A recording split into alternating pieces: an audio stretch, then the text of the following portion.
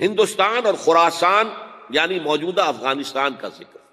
ابن ماجہ کی روایت ہے عن عبداللہ ابن الحارث رضی اللہ تعالی عنہ قال رسول اللہ صلی اللہ علیہ وسلم یخرج ناس من المشرق یؤتئون للمہدی یعنی سلطانہ، یعنی سلطانہ، دونوں طرح سے پڑھ سکتے ہیں۔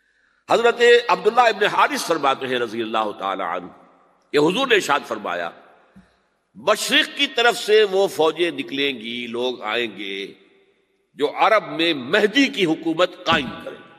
یہ مہدی کون ہوں گے اس کا ذکر میں ذرا بعد میں کروں گا، لیکن نوٹ کر لیجئے کہ مہدی سے پہلے لازماً کسی مشرقی علاقے کے اندر وہ نظام قائم ہو چکے گا، تب وہاں سے فوجیں آئیں گی نا۔ یہ مشرق کون سا ہے؟ عرب کے مشرق میں آپ چلیے ایران بھی آ جائے گا، افغانستان بھی ہے، پاکستان بھی ہے، اور اگر اسے اور توسیع دیں تو ہندوستان بھی ہے۔ یہ ہے عرب کا مشرق، اس سے فوجیں جائیں گی۔ اس کا کیا مطلب ہے کہ اس میں سے کسی جگہ پر نظام خلافت پہلے قائم ہو جائے گا تاکہ وہاں سے فوجیں جائیں گی جو جزیرہ نما عرب میں حضرت مہدی کی حکومت کو قائم کریں گی۔ اب دوسری حدیث سنیے، یہ سنن ابن ماجہ کی حدیث تھی جو میں نے آپ کو سنائی، آپ نے پڑھی۔ دوسری عن ابی ہریرہ رضی اللہ تعالی عنہ، یہ ترمذی شریف کی روایت ہے، قال قال رسول اللہ صلی اللہ علیہ وسلم یخرج من خراسان رایات سود لا يردها شیء حتی تنصب بایلیا۔ خراسان کے علاقے سے سیاہ جھنڈے لے کر فوجیں آئیں گی، ان کا رخ کوئی موڑ نہیں سکے گا، ان کو پیچھے پھیر نہیں سکیں گے کوئی بھی، یہاں تک کہ وہ یروشلم میں جا کر جھنڈے نصب کر دیں گے۔ ایلیا حضور کے زمانے میں یروشلم کو کہتے تھے۔ یہ یروشلم تھا جب حضرت سلیمان کی حکومت تھی اور یہاں پر معبد سلیمانی، ہیکل سلیمانی قائم ہوا، پھر یہ یروشلم ہی رہا ہے تاریخ میں، یہاں تک کہ سن 70 عیسوی میں جب ٹائٹس رومی جنرل نے اس کو گرایا، ختم کیا، سیکنڈ ٹیمپل گرا دیا اور یہاں سے یہودیوں کو کہا نکل جاؤ یہاں سے، کوئی یہودی باقی نہیں رہا، بالکل تہو بالا برباد کر دیا۔ اس کے کوئی 150 سال بعد ہیڈریان، رومن ایمپرر ہیڈریان، اس نے پھر دوبارہ آباد کیا اس شہر کو۔ 150 سال تک یہ بالکل بنجر اور بالکل غیر آباد پڑا تھا۔ اب ہیڈریان نے جب آباد کیا تو اس کا نام ایلیا رکھا، اب یروشلم نام نہیں تھا۔ تو حضور کے زمانے میں پھر اس کا نام ایلیا تھا، اور اب اس سے کیا معلوم ہو رہا ہے کہ یہ یروشلم مسلمانوں کے قبضے سے اس وقت نکلا ہوا ہوگا۔ ایک دفعہ پہلے نکلا تھا، سن 1099 عیسوی میں مسلمانوں کے ہاتھ سے نکلا، کروسیڈرز، عیسائیوں نے آ کر اس کو قبضے میں کیا، لاکھوں مسلمانوں کو مارا، قتل کیا۔ اس کو 1187 عیسوی میں واپس لیا ہے۔ کس نے لیا ہے؟ صلاح الدین ایوبی کرد۔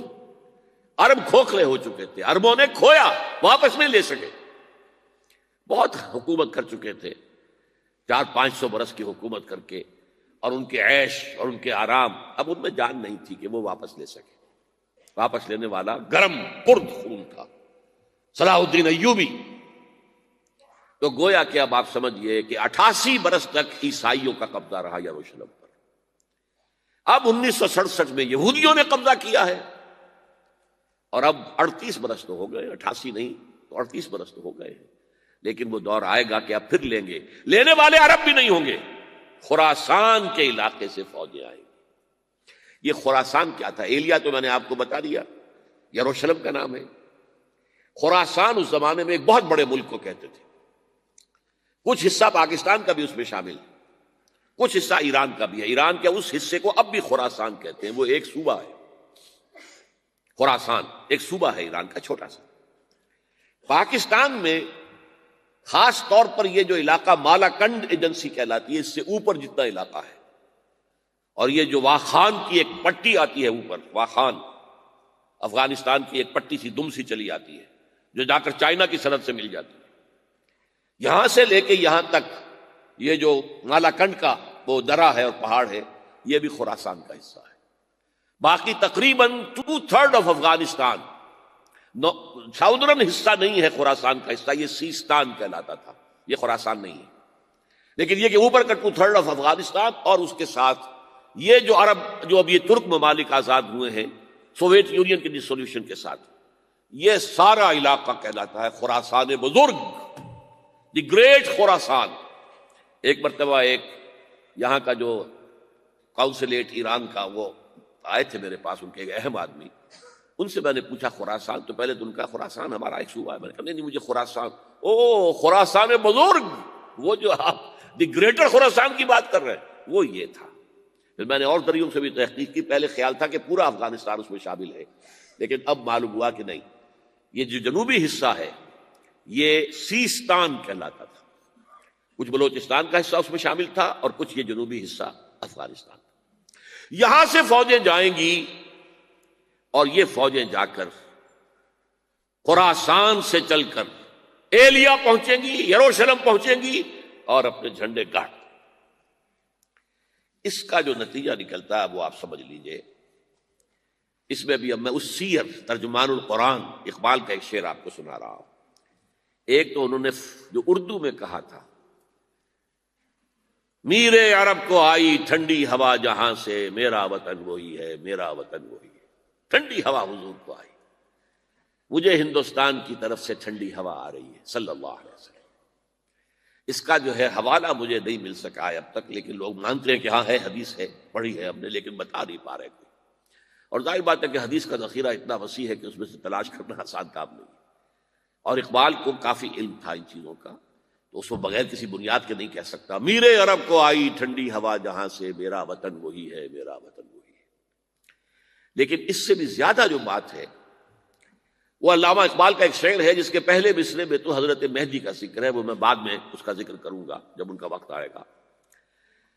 خضر وقت از خلوت دشت حجاز آید برون، خضر وقت، وقت کا خضر، میرے نزدیک وقت کا مجدد حضرت مہدی، وہ خلوت حجاز سے باہر آئیں گے۔ خضر وقت از خلوت دشت حجاز آید برون، کارواں زی وادی دور و دراز آید برون، کارواں اس وادی دور و دراز سے چلے گا۔ یہ وادی دور و دراز کون سی ہے؟ وادی سندھ۔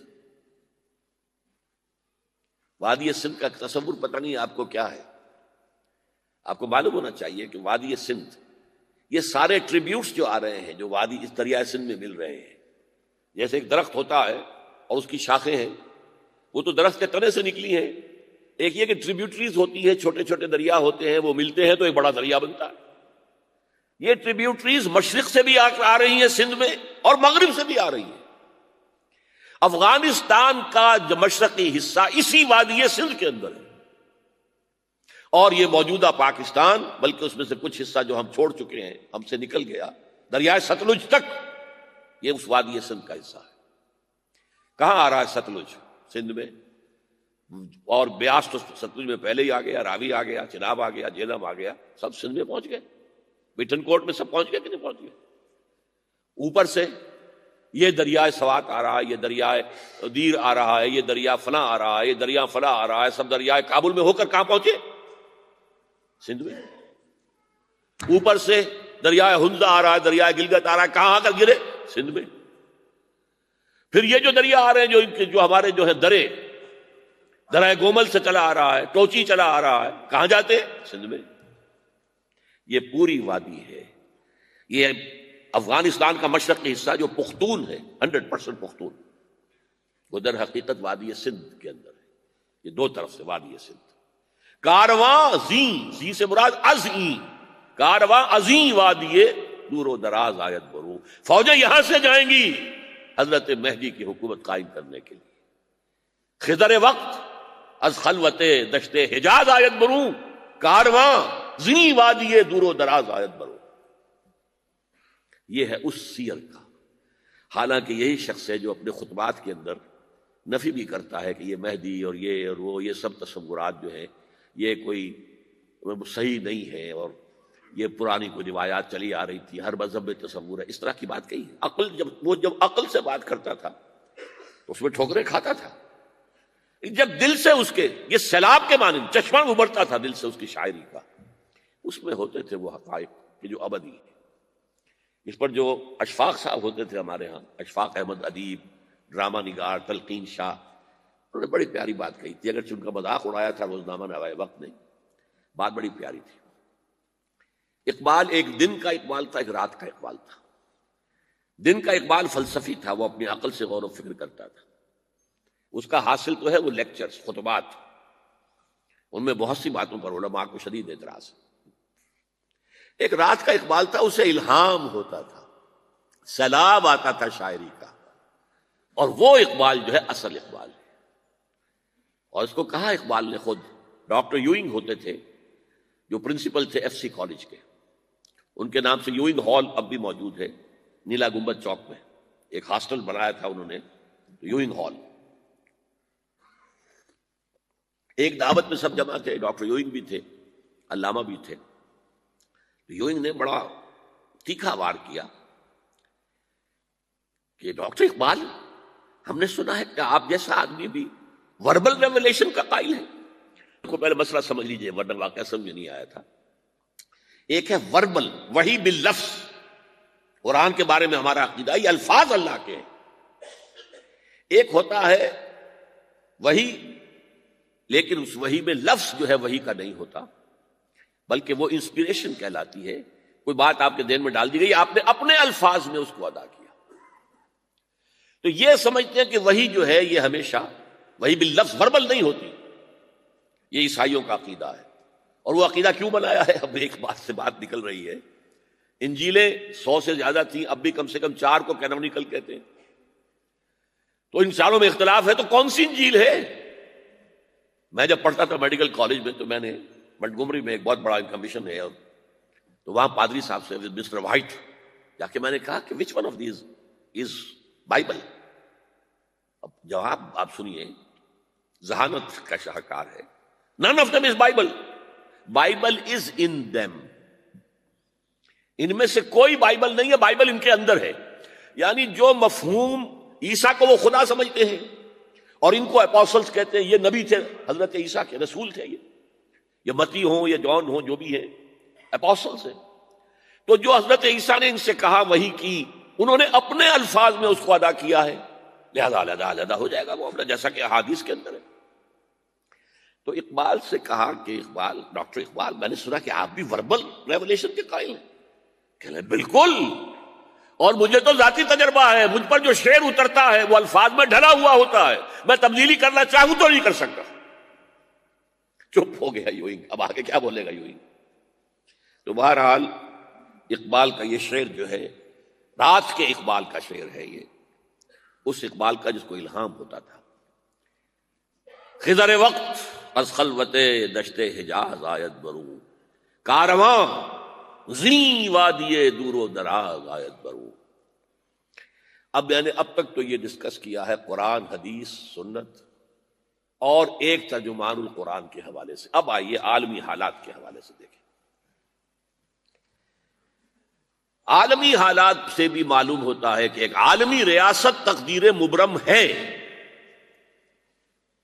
زمانہ تیزی کے ساتھ ادھر جا رہا ہے، جبکہ پوری دنیا کی ایک ریاست ہوگی، بلکہ بہت پہلے سے اس کا تقاضا پیدا ہو چکا ہے۔ دنیا اتنی چھوٹی ہو گئی ہے، آج آپ اسے کہتے ہیں گلوبل ولیج، یہ تو گاؤں کے مانند ہے، اب کوئی فاصلہ نہیں رہا۔ امریکہ میں تاج پوشی ہو رہی ہے بش صاحب کی، اور کا منظر ہم بیٹھے دیکھ رہے ہیں، سارا کا سارا 12,000 میل دور بیٹھے ہوئے دیکھ رہے ہیں۔ دنیا کیا ہے؟ یہ تو ایک گاؤں ہے، ایک شہر ہے۔ اور ایک عالمی ریاست اگر قائم نہیں ہوتی تو دنیا میں کبھی امن قائم نہیں ہو سکتا۔ لہذا دنیا میں امن کے لیے ایک عالمی ریاست ضروری ہے، اور اسی کے پہلے قدم کے طور پر وہ لیگ آف نیشنز جو ہے قائم کی گئی تھی۔ کوئی تو ادارہ ایسا ہونا چاہیے جہاں دنیا کے سارے ممالک کے نمائندے بیٹھیں، سوچیں، غور کریں، فیصلے کریں۔ اگرچہ وہ جو بے ایمانیاں دلوں میں تھیں، جو بدنیتیں دلوں میں تھیں، انہوں نے ناکام کر دیا اس کو، لہذا وہ مر گئی، ختم ہو گئی۔ ہاں، جنم دے گئی اسرائیل کو، اس کے وطن سے اسرائیل نے جنم لیا، اسرائیل نے نہیں، بالفور ڈکلریشن نے، کہ یہودیوں کو فلسطین میں آباد ہونے کی اجازت ہے۔ اچھا، جب وہ ختم ہو گئی تو تقاضا موجود تھا، کوئی ادارہ ایسا ہونا چاہیے بھائی بیٹھے سب کے سب وہاں فیصلے کریں، ورنہ تو دو برتن کھڑک جائیں گے تو اس کے بعد وہ عالمی جو ہے ایک کنفرنٹیشن ہو سکتی ہے. تب یہ پھر دوبارہ یونائٹڈ نیشنز آرگنائزیشن بنی، اور اب وہ بھی دم توڑ رہی ہے بیچاری، کئی روز سے دم توڑ رہی ہے، اس لیے کہ عراق وار کے ضمن میں ایک پیسہ بھر بھی وقت نہیں دی بش نے یو این او کی حمایت یا مخالفت. کیا رہ گیا اس کا وجود؟ بس ایک کلب ہے، آؤ بیٹھے گفتگو کرو، اللہ اللہ خیر صلی. جتنے ریزولوشن یو این او نے پاس کیے جنرل اسمبلی نے اسرائیل کے خلاف، سب کو ویٹو کیا ہے امریکہ نے. تو فائدہ کیا ہوا بھائی؟ جنرل اسمبلی کا فیصلہ کشمیر کے بارے میں موجود ہے 55 سال سے، اس پر عمل درآمد نہیں ہو سکتا. تو وہ در حقیقت جب عدل انسان کے اندر نہ ہو، اللہ پر ایمان اور یقین نہ ہو، آخرت کے محاسبے کا احساس نہ ہو، تو کوئی بھی آپ ادارہ بنا لیں پھر ہو جائے گا. ایک زمانے میں، وہ بھی میرے زمانے طالب علمی کا ہے، جمعیت طلبہ والے جو ہے کراچی سے نکالا کرتے تھے اسٹوڈنٹس وائس، ایک انگریزی ہفت روزہ، اس میں لکھا تھا یو این او کا مطلب ہے یونائٹڈ نیشنز آرگنائزیشن نہیں، انٹائڈ نیشنز آرگنائزیشن، جو بندھی ہوئی نہیں ہے آپس میں. یہ نیشنز جو ہیں ان کا کوئی آپس میں تعلق نہیں ہے، ان کی آرگنائزیشن ہے انٹائڈ، یونائٹڈ کی بجائے. اور آج اس کا مظہر سامنے آ چکا ہے. لیکن تقدیر مبرم ہے، the march of history can not be stopped. چاہے نیو ورلڈ آرڈر آئے، چاہے جسٹ ورلڈ آرڈر آئے، آئے گا ورلڈ آرڈر، جس میں کوئی شک نہیں ہے. گلوبلائزیشن ہو رہی ہے، ٹرپس کا معاہدہ ہو رہا ہے، یہ سارا جو ہے کدھر ہم سفر کر رہے ہیں، کدھر جا رہے ہیں؟ Towards a world state. اس عالمی ریاست کے قائم ہونے میں کمپیٹیٹرز کون کون ہیں؟ کون اپنا نظام قائم کرنا چاہتا ہے؟ اس کے لیے اقبال کے دو شعر. دنیا کو ہے پھر مارکہ روح و بدن پیش، مارکہ روح و بدن، روحانیت اور میٹیریلزم. دنیا کو ہے پھر مارکہ روح و بدن پیش، تہذیب نے پھر اپنے درندوں کو ابھارا. تہذیب کے درندے، یہ ہے مغربی قوموں کے لیے بہترین لفظ ہے، تہذیب کے درندے. کہتے ہیں سیویلائزیشن سیویلائزیشن سیویلائزیشن، اور جو درندگی وہ کرتے ہیں، کوئی بھیڑیے وہ درندگی نہیں کر سکیں گے جو وہ کرتے ہیں. دنیا کو ہے پھر مارکہ روح و بدن پیش، تہذیب نے پھر اپنے درندوں کو ابھارا. اللہ کو پامر دیے مومن پہ بھروسہ، ابلیس کو یورپ کی مشینوں کا سہارا. This grand confrontation is very soon to come, very soon to come, very soon to come. ایک طرف اللہ ہے اور مرد مومن ہے، دوسری طرف ابلیس ہے اور اس کا سب سے بڑا ایجنٹ یہودی ہے، اور یہودیوں کے سپورٹرز عیسائی. یہ ہے دو طرفہ، یہ دو فریق ہیں. اور وہ میں آپ کو پہلے سنا چکا ہوں نظم. ابلیس نے کہا تھا مجھے نہ جمہوریت کا کوئی خطرہ ہے، نہ کوئی فاشزم سے خطرہ ہے، نہ کوئی اشتراکیت سے خطرہ ہے اگر کوئی خطر مجھ کو تو اس امت سے ہے جس کی خاکستر میں ہے اب تک شرار آرزو. خال خال اس قوم میں اب تک نظر آتے ہیں، وہ کرتے ہیں اشک سحر گاہی سے جو ظالم وضو. وہی خطرہ ہے جس کا ذکر کیا جب یو ایس ایس آر ختم ہو گئی، جس کے لیے نیٹو بنایا گیا تھا، جس کے لیے سیٹو بنایا گیا تھا، جس کے لیے سینٹو بنایا گیا تھا to contain U S S R. اب جب یو ایس ایس آر ختم ہو گیا، وہ تو سربت سجود ہو گیا مغرب کے سامنے، ہاتھ پھیلا کر بھیک مانگنے کی پوزیشن میں آ گیا. اس وقت اثر نو نیٹو کو آرگنائز کر رہے ہیں، ایکسٹینڈ کر رہے ہیں. کسی نے پوچھا چیف آف دی نیٹو سے کہ یہ اب آپ کو کس بات کا دے؟